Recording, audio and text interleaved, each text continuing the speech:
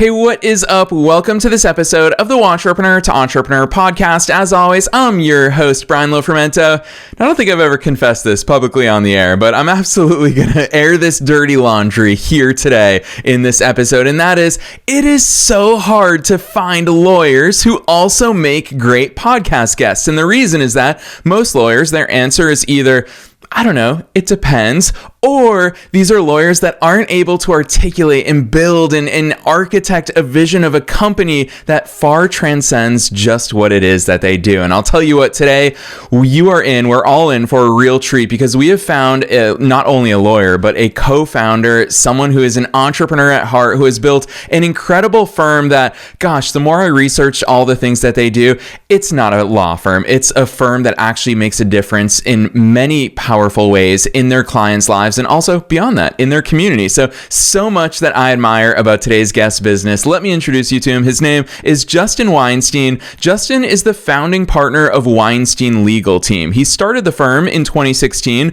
with a vision to make legal representation more accessible, transparent, and human. What began as a small Fort Lauderdale office has grown into a statewide law practice in Florida with other locations in West Palm Beach, Orlando, and Naples. Now, when I talk to Justin, you're going to see that he's not your typical lawyer. We're probably going to end up talking about culture. We're going to be talking about community. We're certainly going to be talking about relationships because Justin knows that long-term success in law and in life comes from nurturing meaningful relationships, something that he's made central to his firm's culture and growth. Outside the courtroom, he and his team give back through organizations like Make-A-Wish, MAD, which is Mothers Against Drunk Driving, the Cystic Fibrosis Foundation, and Heart Support. He'll soon be joining Nova Southeastern University as an adjunct professor teaching law office management, and he shares weekly insights on mindset, growth, and resilience through his weekly Monday Morning Minute newsletter. There's so much goodness. This is a founder that we're going to learn a lot from, so I'm not going to say anything else.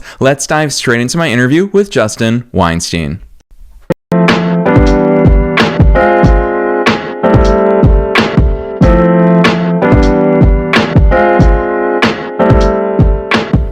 All right, Justin, I am so very excited that you're here with us today. First things first, welcome to the show.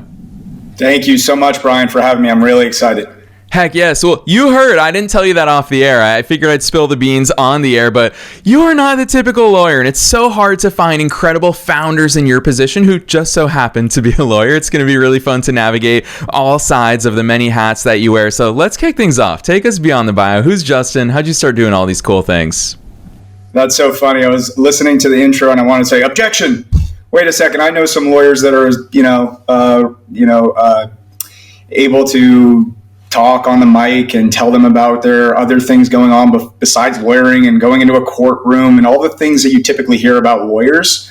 So, but I do appreciate the call out, and yeah, I'm here to share insights on my journey, and hopefully that can help your listeners as they prepare for theirs, or if they're currently in their journey, what they can do to continue to grow their vision and their purpose within their own businesses. For me, I'm probably the only person that you've had on the podcast that will hand you their business card and say, listen, I hope you don't call me.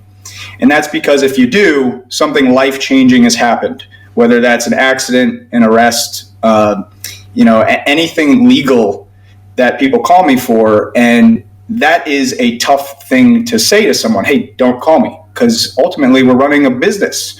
And so part of that is building trust with people and understanding that he actually has my best interest in mind and he doesn't want me to call him. But, life happens. And so we want to be prepared for that, for anything that may happen. And so a lot of the focus of the firm has been on educating and being proactive when it comes to legal situations that may arise. Part of the things we want to talk to people about are, prepping for the worst, these legal situations that happen out of nowhere. That could be, prepping for insurance and making sure you have the right coverages and, making sure that if you get pulled over for something, you're prepared and you understand what's going on in the legal arena. And we can prepare people that way. And I feel as if it's the lawyer's responsibility in our community to provide more than just reactive services. You see all of the ads that say, oh, if you were in an accident, call me. If you are arrested, call me. If this happens, call me. But we've all gone through law school and practice, have developed things that can help better prepare our community. And so part of our mission, a big part of our mission, is to be proactive with that education. Now, like many of your listeners growing up, I didn't know what I wanted to be when I grew up. So I had a best friend convince me to go to law school. And at that time, I was like, well, it's risky. It's a lot of work, and there's extra 3 years of school. I had a business degree at the time from Florida State University, and I felt as if, you know what, I'm going to take the risk, and I'm going to go to make myself more marketable, because someone with a business degree and a legal degree was going to be more marketable in the job market at the time. So I took that risk. That was the first risk I took. And then the second risk, big risk, was leaving one of the law firms that I had worked with before I opened my own.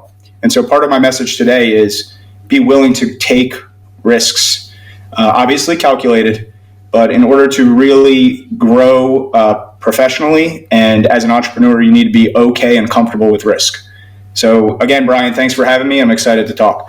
Heck yeah. Justin, I really appreciate that overview, and just having gone as deep as I have into all the things that you've built at Weinstein Legal Team. It's really impressive to me because it encompasses it's a bit of a marketing cliche, and people always say in the marketing world that nobody's in the market for a drill. Everybody just wants a 1/4-inch hole, and that is, we don't buy the thing, we buy the outcome that we're looking for, the results. And I'll tell you this from the outside looking in, is that typically when you land on a law firm's website, it's all about the legal stuff. And maybe this is the Libra in me getting excited about the way that you guys operate, but everything is everything is about, we believe in justice. We believe in fair outcomes. We believe in these things. And Justin, when your firm says watching your videos, reading your language, I feel included in all of that. And I find myself, I don't need a lawyer right now, but I find myself being like, yeah, I want justice. I want, the right outcomes and all of that. Talk to us about that approach to being in your space, because you've built a successful firm, and success always leaves clues. And I feel like this has to be one of your firm's superpowers. Definitely, we focus on building meaningful relationships, and that has stemmed all the way since before law school. In college, I was part of a fraternity. It was just a way of me not just finding my people, but ultimately being able to hone communication skills, to be able to connect with people, build rapport, and understand at a deeper level what people want out of a relationship.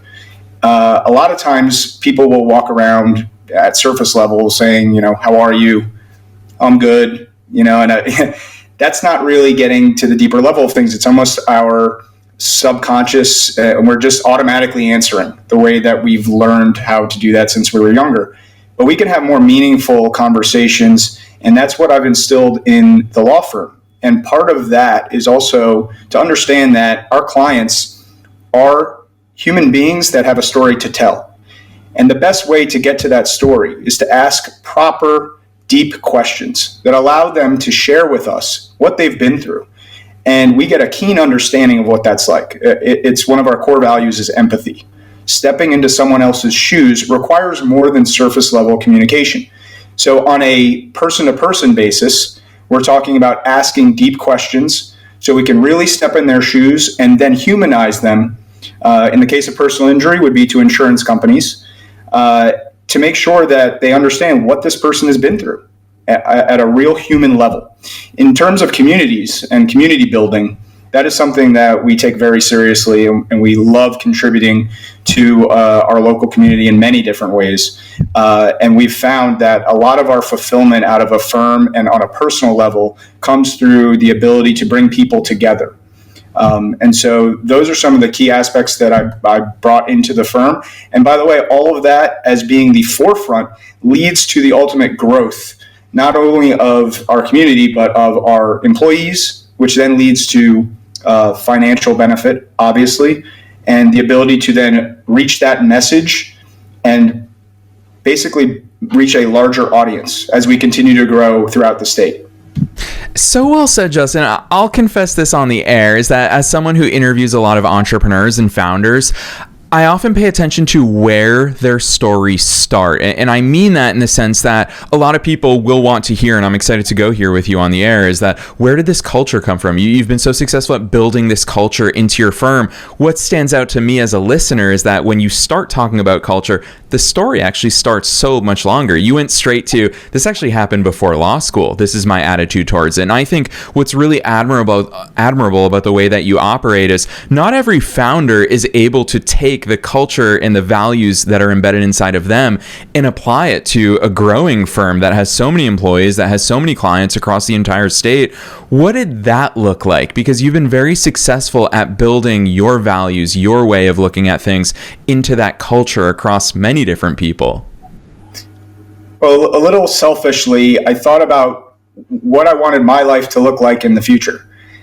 So going back all the way to high school and then through college, I knew that I wanted a large social circle that I felt included, and then I felt as if I could be my best self and grow into a professional and person that is well-rounded and respected and loved. And so it started there. And then as I got out of law school and saw the different firms I was working with, I noticed certain things that I didn't resonate with.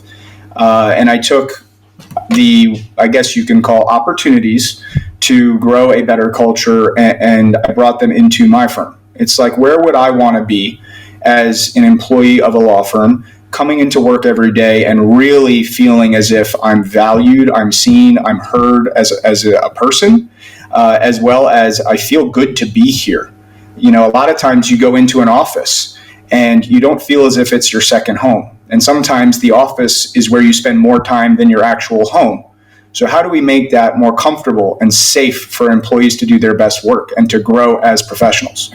And so I think it started early on, selfishly looking at what I wanted for myself and the people I wanted to surround myself with, and then bringing that to the culture of a larger organization, which just happens to be my firm now. Thinking about that with your entrepreneurial hat on, I want to bring your lawyer's briefcase into this conversation too, because I would imagine that a lot of times when you're interacting with clients or even potential clients, it's not the happiest, it's not the most comfortable of environments, because these are people that are facing personal injuries. These are people who have been through some things, and quite frankly, Justin, they probably don't want to be talking to you at that given moment in time. What does that look like? I would imagine part of it is energy, part of it is charisma, part of it is obviously communication skills, but talk to us about that circumstance, because you have a lot of happy clients out there, and I know it's not just outcome related.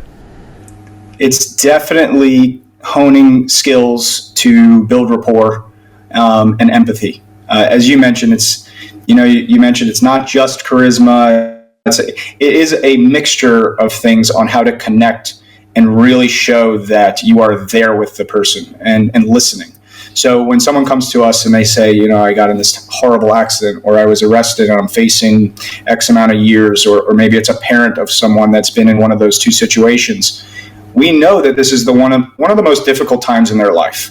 And so to go a little bit slower, to really show that you're listening, hear them out, hear what outcome do they want to achieve. Sometimes it's different. That is very, very important. And to pause and then reflect on what they say and then answer. You know, so active listening is a big part of it as well, not just charisma or potentially, the tone of your voice, but those are all parts of it. You want to make people feel calm, confident, and safe, telling you about what's going on in their lives. And that's part of the training here with our attorneys, our case managers, basically everybody, from the person of first impression. When they call, I say that that's the most important person in the office, because it is our first impression. But connecting on a deeper level with active listening, I think, is key. And asking those deep questions that I mentioned earlier, it really shows the level of care you have versus just trying to get them to the outcome. Yeah, Justin, I'm going to personally attest to this, because as someone who it's been really fun even before getting together today, I've had the chance to interact with your team. And Morgan reached out to me very early on, and she's been so great at scheduling our interview today here together. And it was cool because most people, it's just generic bland emails. Hey, when can you schedule this interview? Here's what Justin's schedule is. Like, Morgan actually picked up the phone and called my cell phone number, which was so cool. And it felt like I was talking to somebody who I've known for so long. We were laughing, we were joking. And so much of that transcends in the way that your entire team operates. You said that word training, and I love that you so consciously think about that as a founder. What's that look like? Because you have a high standard of excellence. How do you translate that to your entire team when they're onboarded?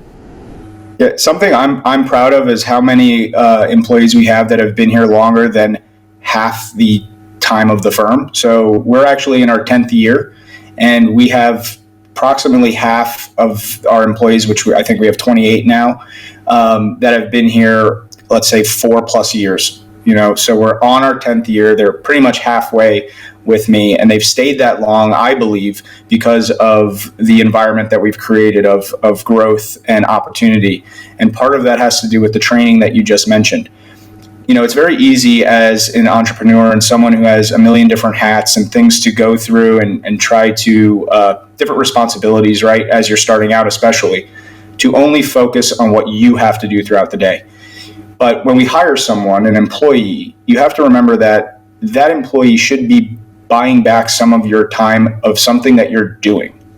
And so if it's someone answering the phone, if it were just me, that person, I would be answering the phone. It would be me.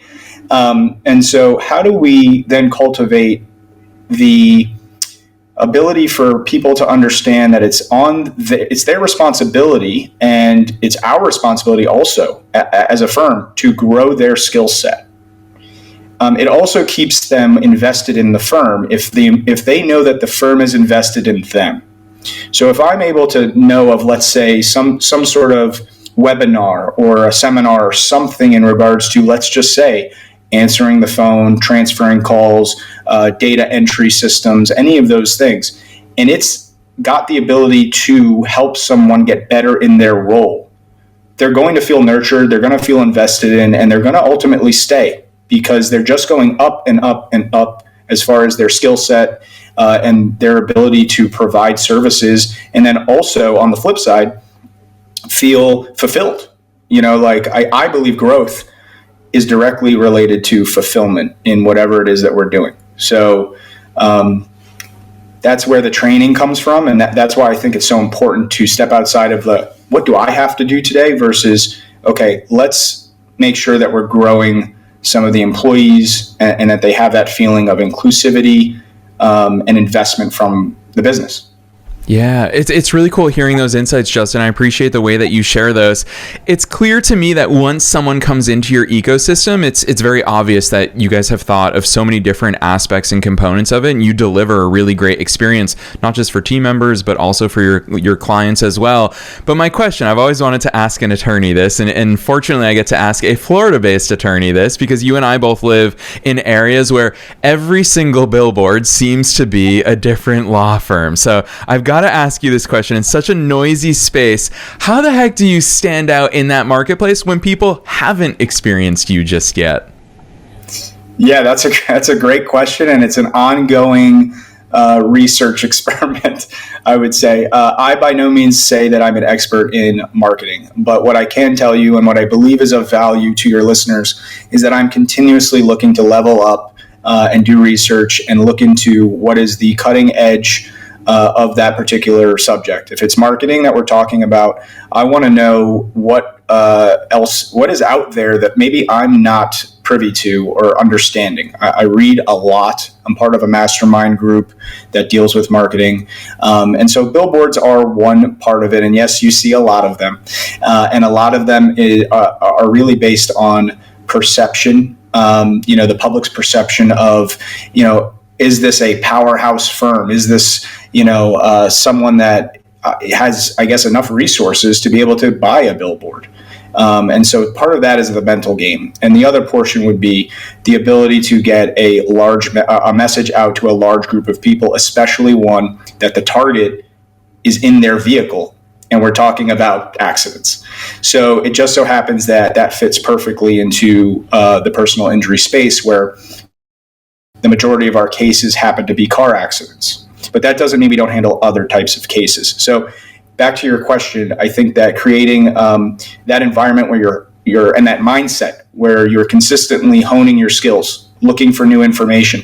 Right now, one of your resources should definitely be ChatGPT, right? And so I'm looking into using marketing and analysis and things through ChatGPT, and how do we really simplify our message and all of those things. So that's my take on marketing. Justin, you went there, so I'm going to follow your lead. You brought up AI, and we live in such a funny world where all of a sudden everybody's a lawyer, everybody's a doctor, everybody's an expert marketer. How is AI impacting your industry? And especially, you deal with clients all the time. Are we all lawyers in our pockets these days? How's that shaking up your industry? It's so funny you bring that up, because there are a lot of clients, and I have respect and love for them all, but they all believe now that they're lawyers, and that they can look it up on ChatGPT, and that happens to be the absolute fact, 100% certainty in their case, and that's just not accurate yet. In fact, there was something that came out, I believe, recently, that ChatGPT is no longer providing certain legal sources or advice. I don't know if that's completely accurate. I know that we have told our lawyers internally that they must triple check every single case law or statute or anything that has been cited in ChatGPT if they do a search. They also have to watch out for certain information in which they're putting into ChatGPT to not violate certain health laws and also confidentiality things. So it's definitely rocked the ship, and we're using it for obviously drafting some documents and obviously some research. But as of now, ChatGPT is, for me, more of a resource to help run and grow the business. And I've been using it pretty much every hour to do that.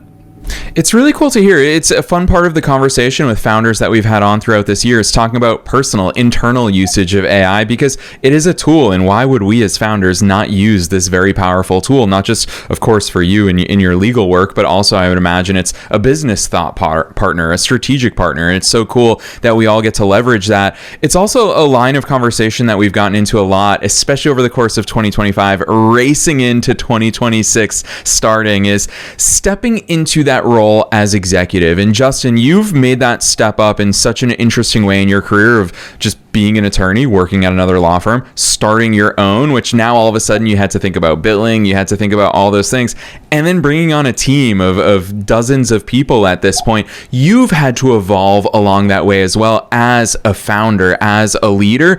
What did that evolution look like, and how did your role change throughout? Because you don't just get to be a practitioner now. You don't just get to spend your time inside of courtrooms. So what does it look like behind the scenes? Right. Well, I am still practicing. It's not as much. It's not as if I'm the only attorney in the office anymore. And part of that was giving up that time that I loved doing. I loved, the practice of law and speaking with clients daily and mediations and going to court and those things. That has diminished drastically, but it is in an exchange to build the practice where other attorneys can also thrive. All of our staff can thrive, as I mentioned before, in growing personally and professionally. And part of that growth for me was from years 1 to 3, where I was really hustling myself, going to all sorts of events and all sorts of networking things and trying to understand, how do I balance all of these responsibilities with accounting and QuickBooks and things that I hadn't really messed with before or interacted with. And then there was, well, now you have a budget for a little bit of marketing, and you've got some success on some cases. So how do you then use that capital to start growth? And when is it the right time to hire someone? And are you going to start having an employee handbook and all? There's so many to-dos as you continue to grow. And so the main goal that I've had over the last 5, 6, 7 years is to get out of the actual practice as much so that we can continue to grow and continue to move some of those responsibilities that take a lot of my time but don't necessarily yield to the business side of it as much, and find people to handle those lower responsibilities and people that actually love doing those things. There are some things as an entrepreneur you'll start soon, on the early end, and you'll say, I don't really enjoy that. That's not my cup of tea. I don't want to be doing this specific task for the next however long. And then you go and you find someone who loves doing that, and you replace yourself with that person. Then your time starts to free up, and you're able to continue to do more that focuses on the things that you love to do. So that's how I've continuously grown, by hiring those people in those roles. So speaking of time then, Justin, I'd love to get a glimpse into how you structure. I never really ask about your ideal day because I feel like all of our days are super different every single day of the week. But on a weekly basis or maybe monthly, how is it that you're structuring it? Because you've got certain things that you know you need to fit in, but I'm in awe of the fact that now you're taking on an adjunct professorship. You're giving back in the community. You're doing all of these things while maintaining those relationships, while running the business, while being a leader of people. So what does it look like, I guess I'll say, on a weekly basis for you? Yeah, and so part of that role and responsibility of scheduling was not necessarily something I love to do. I didn't go on a Saturday or Sunday and say, well, what do I have next week? And how do I fit this here? And how do I fit that there? So my organizational skills for myself were lacking. It's just because I didn't have a passion for it. It didn't mean I didn't get the things done. It just meant that I could be spending my time a little bit wiser and more organized. So I figured that, you know what, maybe it's time for an executive assistant and someone that's able to help me calendar and help me schedule these things in a way that is more efficient. Now, ChatGPT is great for that as well, but there's something about having an accountability partner and someone to stay on you for certain tasks, and building out your calendar in a way that is the most productive for everyone in your firm and obviously yourself. So I hired someone to help me with that particular skill that I didn't necessarily like to do. So every week I have a meeting with my executive assistant. We go over the calendar. We go over main action items that she needs answer to immediately. And then that's how we attack each week. Yeah, I love that. I love those real life insights. And Justin, it just comes back to self-awareness. Such a key thing as business owners is that you've just admitted to yourself, no, I don't want to do this part of my weekly job. So I'm going to hire someone who actually enjoys it and someone who's really good at it. That said, I want to ask you, because it's really fun having you on at this time of year with the new year ahead of us. What does that annual planning, that strategy look like, especially with 2026 is a world of open opportunities for all of us at this point, Justin? What does it look like in your world, in your head, on your whiteboard, strategy wise? What are you looking forward to in the new year, and what is that time horizon? A lot of entrepreneurs lately, I love hearing how many people operate in quarters where they say, hey, I can get a heck of a lot done in the next 90 days. Where's your mind go when you look at future planning? Well, it used to be without the help of ChatGPT, I would hit like 3 main goals for the new year. Our brain tends to think in threes, or is more engaged and active with the processes of 3 main goals.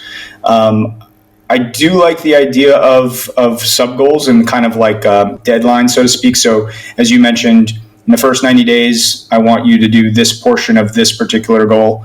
And that's all about accountability with my executive assistant. But now its use of ChatGPT has been a very big help. I actually wrote a Monday Morning Minute newsletter this week on the prompt that I used for my 2026 to plan it.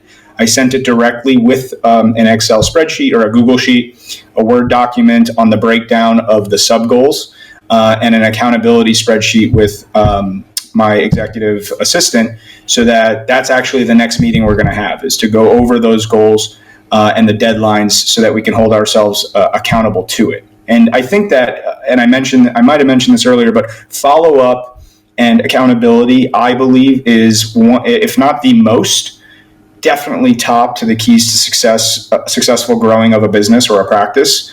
I can't tell you how many times I've been in a meeting and said, well, did you follow up? Did you follow up? Did you follow up? Like I feel like an owl saying it, how many times I've said it. Did you follow up? Because you can make that meaningful relationship or that connection with someone. But if you don't follow up in a reasonable period of time, you might be lost in the shuffle. And so you end up losing out on opportunities that way. So did you follow up? And also the use of ChatGPT and my assistant to hold me accountable. Yes, I love that. Justin, I don't know how you're going to top all that for the answer to my final question, but it is super broad, so you can take it in any direction you want. I always ask at the end of these, what's your best piece of advice for listeners? Knowing that we're being listened to by both entrepreneurs and entrepreneurs at all different stages of their own growth journeys, and very much knowing that you are one of us, you're a fellow entrepreneur. What's that one thing that you want to leave them with today? Ryan, I don't have one thing. I'm sorry, but I have a bunch. If you don't mind me going on a little rant, if you're all right with that. Oh, please do, especially because, Justin, I'm going to reward you. At no point in today's conversation did you say, it depends. So I'm just happy interviewing a lawyer here today, so take it away. That's always my answer to clients. It's like, when is my case, solved, or when is it resolved? It's like, well, it depends. Because you're talking to me right when it happened yesterday. So there's a lot of factors, and that's funny you say it depends. It's a lot of our answers in the beginning. But yeah, if I were to give some advice to people that are starting their businesses, or they're currently in there, or they're in management roles, there are a number of books I've read, and it's all about staying memorable and building lasting, meaningful relationships. The more relationships and the more that you cultivate and build your network, and maintain it and continue to nurture it, the more business opportunities will present themselves. And I'm not saying to do that in like a pushy way where, previously I've had people come to me, there are a number of different businesses that will come to lawyers and try to sell services because they have clients, and they'll say, oh, call me. And it's constantly call me, but there was no building of trust or building of rapport or anything like that. And just remember that people are people first. I'm not just a lawyer, I'm a person. Just like every single client we have is not just a client or someone who got injured. They're a person with a family and a career and all these other things that they would love for you to know. And that's really how you build a relationship with someone, is to really listen of what are their likes, what are their dislikes. So I've read like Unreasonable Hospitality, Never Eat Alone, these books that I continuously hone my skills of trying to create and continue to build those relationships. And I pass that off to my team. So we get a ton of business through referrals and people that love and trust us due to nurturing those relationships. So that's number one. The other thing is, based on my reading and all the things I do, is make sure you're honing your skill sets and continue to learn. Okay, there's a lot of times where I believe people have maybe, they hit it big on something. Maybe I had a big case, or someone else I know had a big case. They're a lawyer. They decide to take their foot off the gas from learning. And I don't believe that that's the best way to go about it. It's a disservice to your clients, because ultimately there are new things that come out all the time. There's new case law, there's new ways of dealing with business, and new things that are happening all the time that you should be kept abreast of, and really honing your own skills. So continue reading, continue nurturing, and learning your skill set. Also, I would say that the last two things are building like a circle of mentors.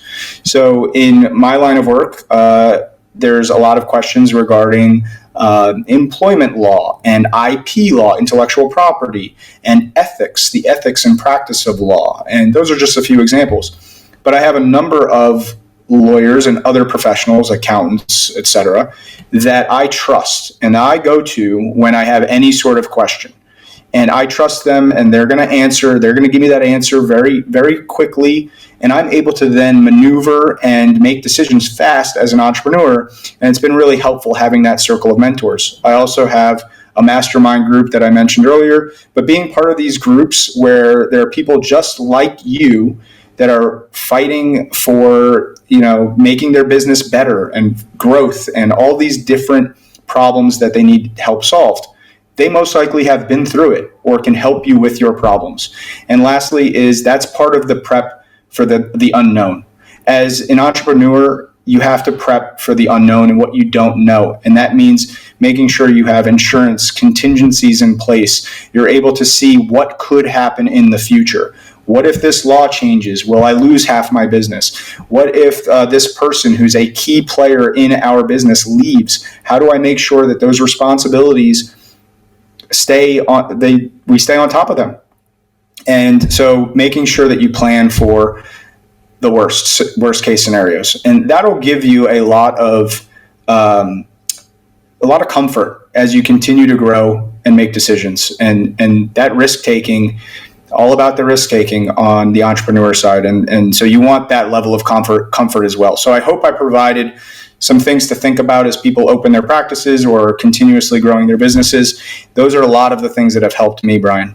Heck yes. Oh, I love every single bit of that advice. I feel like so much of our conversation today, we talked to the entrepreneur, Justin. We talked to the attorney, Justin, the person, Justin. But that right there is a real masterclass from Professor Justin. So super grateful for all of these insights and all this knowledge that you've shared with us today. I'm also very excited. I say so frequently here on the air, I'm going to beat a dead horse here, is that success leaves clues. There's a reason why Weinstein Legal Team has propelled to the heights that it has and the reputation that it has. So I encourage all listeners to check out all the great things that you've put together. I think they're going to be shocked by hearing you here in today's conversation, because you're not the average attorney. And when they go and see all the things that you've built through your firm, they're going to realize, dang, they've also nailed their branding. They've nailed their messaging. Their videos just want me to be a part of this incredible stand for what they believe in. Like, everything that you've done is really incredible. So I'm excited for people to check it out. So Justin, drop some links on us. Where should listeners go from here? Thank you. It's www.thelawofwe.com. The L-A-W of we, W-E.com. Yes, and on top of that, we're making it as easy as possible to find that link down below in the show notes, no matter where it is that you're tuning into today's episode. Gosh, listeners, I've seen all these crazy podcast players that have popped up throughout 2025. You all listen and tune in across so many different platforms, but no matter where you are, you can click right on through down below in the show notes directly to the Weinstein Legal Team website, which is, again, thelawofwe.com. We're also linking to Justin's personal LinkedIn as well as his newsletter, so if you want to get on there and get so much more goodness from him, do not be shy. Check out those links. Otherwise, Justin, on behalf of myself and all the listeners worldwide, thanks so much for coming on the show today. Thanks, Brian. I appreciate it. It was awesome.